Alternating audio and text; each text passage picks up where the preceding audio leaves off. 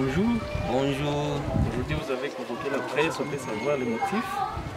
Exactement, on a eu à convoquer la presse. C'est en rapport avec une manifestation que nous organisons pour le samedi 26 avril 2025. On se souviendra que c'est en janvier, le 26 janvier 2025, que la ville de Goma est tombée sous les griffes des agresseurs, des occupants rwandais sous la casquette du M23. Et à cela, nous appelons à une mobilisation populaire, une marche populaire pacifique, avec comme objectif de dire que la population de Goma, de Bukavu et ailleurs, sous l'occupation du M23 AFC RDF, ne mérite pas cette souffrance qu'elle est en train d'endurer matin, midi, soir. Souvenez-vous, à moins de 4 jours, ces occupants, ces agresseurs ont eu à faire plus de 5000 morts dans la ville de Goma. Et jusqu'à présent, 90 jours durant, donc jusqu'au 26, ça sera 90 jours ou 3 mois, que la population de Goma, Bukavu et ailleurs est en train de traverser un calvaire qui ne dit pas son nom. C'est dans ce sens que, à travers cette manifestation populaire, que nous allons demander au gouvernement, de voir comment remettre les Congolais dans cette partie de la République, dans leurs droits. Le droit le plus élémentaire qui est la sécurité. Que cette population puisse revivre, revoir cette vie d'antan qu'elle était en train de mener sans insécurité.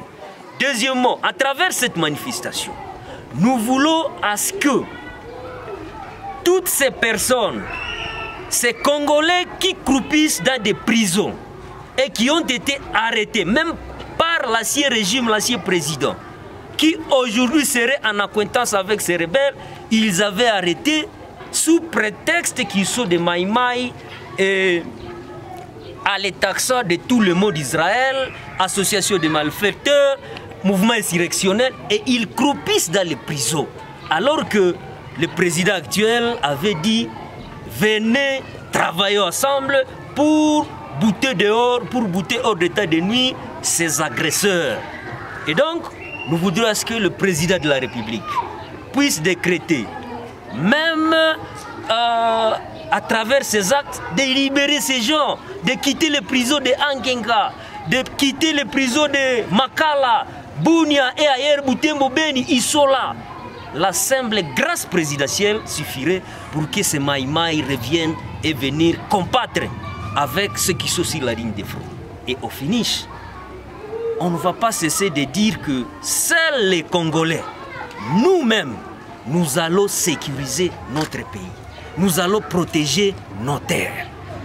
On ne va pas continuer à compter sur les armées étrangères. Bien sûr, comme actuellement, l'UPDF est en train de nous aider pour stopper à ce que le M23 ne puisse pas venir nous envahir ici. Mais jusqu'à quand, il y a eu un programme de formation militaire qui a été lancé par le gouvernement.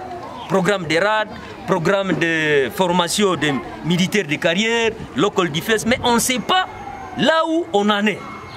Alors que dans d'autres provinces, cette formation en masse, cette formation militaire a déjà commencé. À travers cette mobilisation, nous demandons au gouvernement central de voir comment redynamiser ces programmes pour que cette jeunesse qui est d'accord d'aller à Nyaleke puisse y aller et commencer à subir la formation pour participer à la protection de nos terres, à la sécurité de notre pays.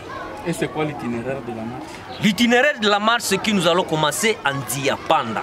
Diapanda Butembo vers Katwa. À partir de 8 h, on sera là.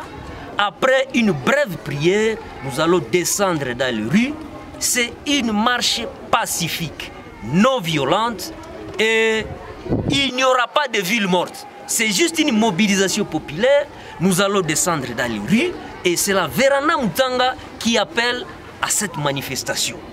À côté de la Véranda Mutanga, d'autres structures comme le Club des Amis de Tembos, Furu Révolution il y a Kovismae, collectif des victimes survivantes des massacres et autres, et toutes les personnes qui comprennent que nous devons hausser notre taux, ils sont les bienvenus.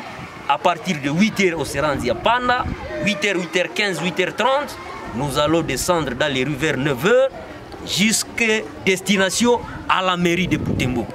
À la mairie, nous allons lire un mémo.